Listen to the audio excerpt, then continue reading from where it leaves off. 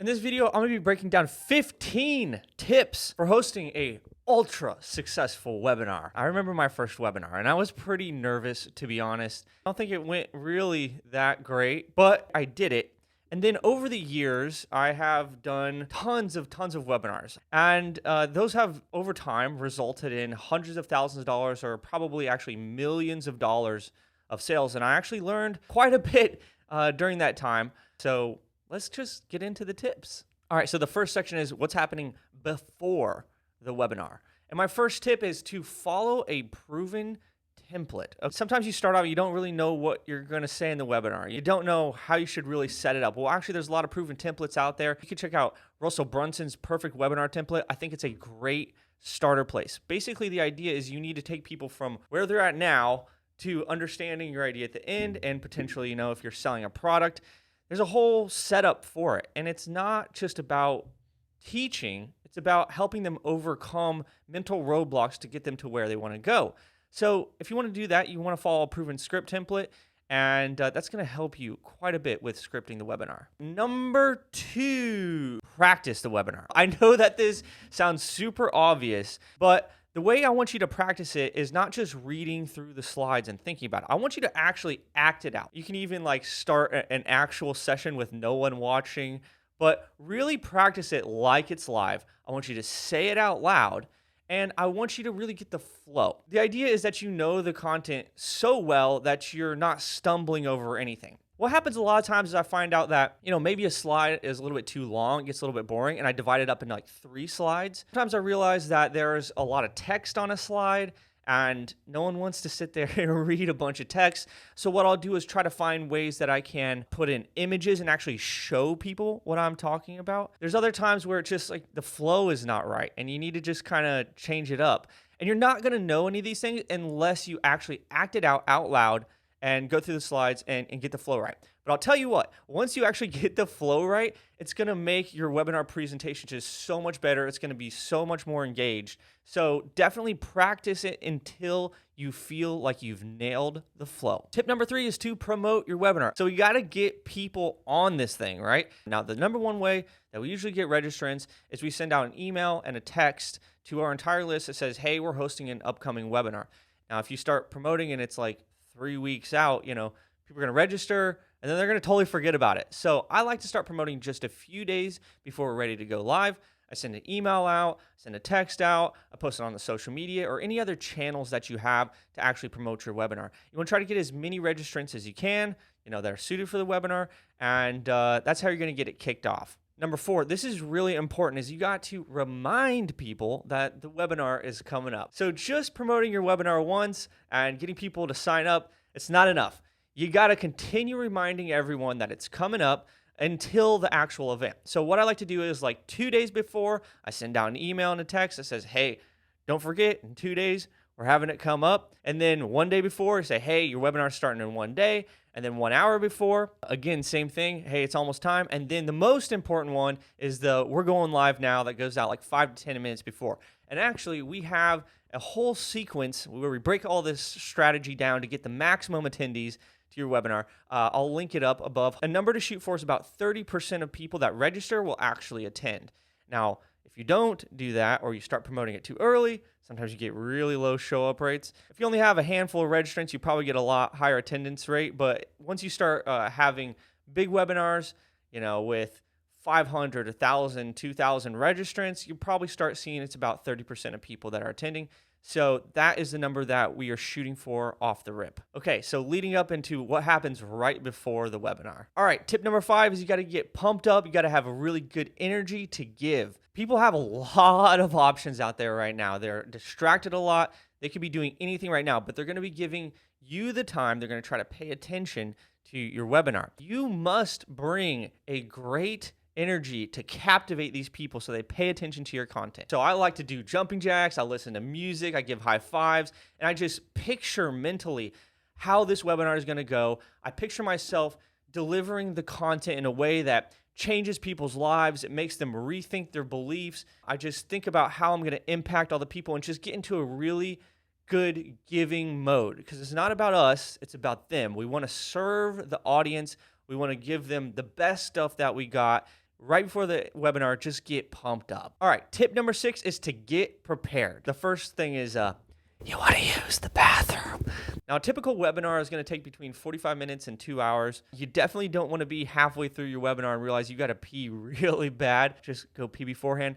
One thing about the webinar you don't really realize is that you're probably going to be talking with good energy coming out of your vocal cords for quite a long time. And actually, for a lot of people, that's kind of strenuous. So you want to have a glass of water beside your computer, not too close. You know, if you get thirsty, your voice starts to crack, you have everything prepared. You want to get really comfortable because you're going to be in it for a little while. All right, tip number 7 is to log on and test. So almost all webinar software has some kind of way where you can actually log in and test what's going on, test your internet connection, test your audio beforehand so that you don't log on at the last second and realize it's all messed up. So go into the room maybe 5, 10, maybe even 15 minutes beforehand. So when it's time to go live, you can actually hit the go live button and you know you're going to be good. You won't have any technical difficulties or anything like that. Number 8, have a helper. Okay, so this is one of my big hacks, and one of the things that makes it way more comfortable doing a webinar is to just have a friend that's kind of going to be your co-host. So I do this for a few different reasons. Number 1 is, like I just mentioned, in the beginning, you can have somebody that's on there that they can help see and make sure that your audio and video is good. So a lot of times, I see a lot of people logging on to their webinars by themselves, and then they ask the entire audience, is my audio working, or can you see my screen? Sometimes you get mixed responses, okay? Sometimes people are like, yes, yes, and then some people are like, no. And you don't know if it's those people that are messed up or your audio's messed up. And if you want to make your brain incredibly frantic right before your big presentation, just do that. Don't set it up beforehand. No. So you want to have a helper that is going to be the person that's going to be sitting right beside you on their own computer, and they can actually figure out if your audio is working, if your video is working. And then throughout the webinar, they can monitor the chat. They can answer questions during it, because it's kind of hard to really do your presentation and do the chat at the same time. It's very distracting. And then at the end of the webinar, you'll probably have a Q&A, and it's so much easier if you have a helper writing down the questions or organizing the questions, and they can just give them right to you as opposed to you trying to scroll through the comments and read it. So definitely just get a friend, have a helper. It's going to be amazing. All right, getting into the live portion of the webinar. Tip number 9, once you're live, don't stop talking. At some point, when you're ready to go, you're going to hit the go live button, and people are going to enter the room. There might already be people waiting in the room, and as soon as you hit go live, they're going to start seeing your screen. They're going to start hearing you. And one of the worst ways to start it is to just have a bunch of dead silence. I see a lot of people do this. They go, hey guys, welcome to the webinar. It's like 5 minutes early, so I guess I'll just wait here. It basically kills the energy of the entire presentation. You have to start it out with a bang, and you can't stop talking. Think about people's attention. It goes away immediately. As soon as you hit live, you're not going to stop talking from that moment all the way through the end of the webinar. You can say, hey, welcome to the webinar. We're getting started here in a few minutes. Go ahead and say something in the chat. You can say, where are you guys from? You can say, hey, we're going to be talking about a lot of cool things. You can continue saying, hey guys, we're going to be starting in 5 minutes. You want to really get the energy going. You want to get people paying attention. You want to start having fun. Lots of things you can do, but just don't stop talking. No dead silence in the beginning. It'd be super boring. Tip number 10 is ask for interaction. So one of the things about doing a webinar is this is a one-to-many sales process. And that means that there's a lot of potential for social proof here. People like to be in herds. They like to be around other people. And so one of the best things you can do is have interaction in the chat. Every time you make a point, say, hey, do you guys understand this? Hey, are you getting this? Hey, does this sound easy? Can I get a number 1 in the chat if you guys agree with me? If you feel like this is easy, if you think you can do it, you'll see a flood of 1s in the chat. Like 1, 1, 1, 1, 1, 1, 1, right? And when people see that, they're like, wow, this guy is good. Like I believe this too, because a lot of other people do. It's a great way to really engage the audience, keep them paying attention, and also generate a massive amount of social proof during the webinar. Tip number 11 is leave your buy link on the slides. You do your whole webinar and you get to the end. If you're selling a product, probably what's going to happen is you're going to reveal the product and you're going to drop the price, okay? At that price drop, that's when you say, hey, go to this website, mywebsite.com/go. You're going to display that on the page. Now, here's the thing.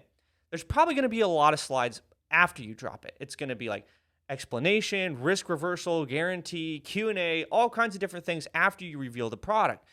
And you need to have the link to continue to be on all the slides after you reveal it. If it's not on the slides subsequent to that, people are going to be like, wait, what's the URL again? Can you go back on the slides? No. You don't want that. Every slide after you drop the price or you reveal the product, whenever that moment is, needs to have a bar across the bottom that has the link to where they're going to buy. Always be there. They can see it on every single slide. And that's really going to help people, know where to buy. Number 12 is if you have an offer, make sure to give it scarcity. You want to give some kind of time limitation where they need to take action now. So one way to do this is we like to give away some bonuses, and we call them fast action bonuses that are only available if people take action on the webinar. Another thing that I've done in the past is actually on the last slide where we do the Q&A, I put up a little timer, right? I think I got this from Russell Brunson. So you put up a timer that's 30 minutes, and you go, hey guys, okay, here's how this is going to work. I'm going to do Q&A for the next 30 minutes. I'm going to put up the timer, and then after the time expires, then these bonuses go away. So you have 30 minutes to ask any questions that you want, but if you want these extra bonuses, you're going to have to buy before this clock hits 0. And what I find is that's an appropriate amount of time for people to ask things, but also makes people go, oh, damn. I got to get in on this product before it goes away. Definitely give your offer some scarcity, and that's going to help drive a lot more purchases. Now we're getting into what happens after the webinar. So tip number 13 is to set a time limit to close down the offer. So usually this is like 1 to 2 days after we do the webinar. We're going to say, hey, you can get the deal, but at this certain time, at midnight on Friday, or whatever it is, whatever you want to do, the deal is going to close. Up to like 50% of your actual purchases are going to come like at the last minute. Why? That's just how people are. People are lazy. People don't know. But when you set that time limit, it's really going to force them to make a decision, whether that's I'm not going to buy or I'm going to buy. And a lot of people decide that they don't want to miss out and they buy at the last minute. So you got to have a time limit on your deal and your offer. So how do you actually set that up? Number 14 is set up a replay page. Set up just a simple page that shows the replay and then also has a summary of the offer and allows them to take you up on that offer, a link to the purchase page. Now, I told you earlier, we usually shoot for about 30% attendance rate. So if people miss the webinar, this is the chance where you can send them to the replay page and they can actually see the webinar, but they can also see the offer right there. This is also really good for the follow-up. Tip number 15 is email your list leading up to the close. We have to follow up with everyone, okay? So there's a lot of people that attended your webinar. They like your offer. They were thinking about it, but for whatever reason, they didn't buy and they forgot. We got to bring these people back. I'll tell you what, you might be scared to email people, but the most successful marketers actually email a lot. I've seen marketers mail like 6 times in the last day of an offer. Now, that's not to their entire list. They don't email every single person, but you can segment people that have attended your webinar and the people that have stayed to the end. Those people were pretty interested. They just didn't buy for some reason. So if you can segment your audience and figure out the people that have the most intent, then those are the people that you can email the most. Make sure you email your list up until the close of your offer. You can email them, hey, the deal's closing tonight. Hey, we got 6 hours left. Hey, we got 1 hour left. Do all those things. Make sure you send out texts as well. This is really going to dramatically increase the number of people that buy. So there you have it, 15 tips for having a very successful webinar. And if you guys like this kind of stuff, let me know in the comments. What other tips do you have for running successful webinars on your own? Covered a lot here today, but there's still a lot more to do. All right, guys, thanks for watching, and we'll see you on the next video. Cheers.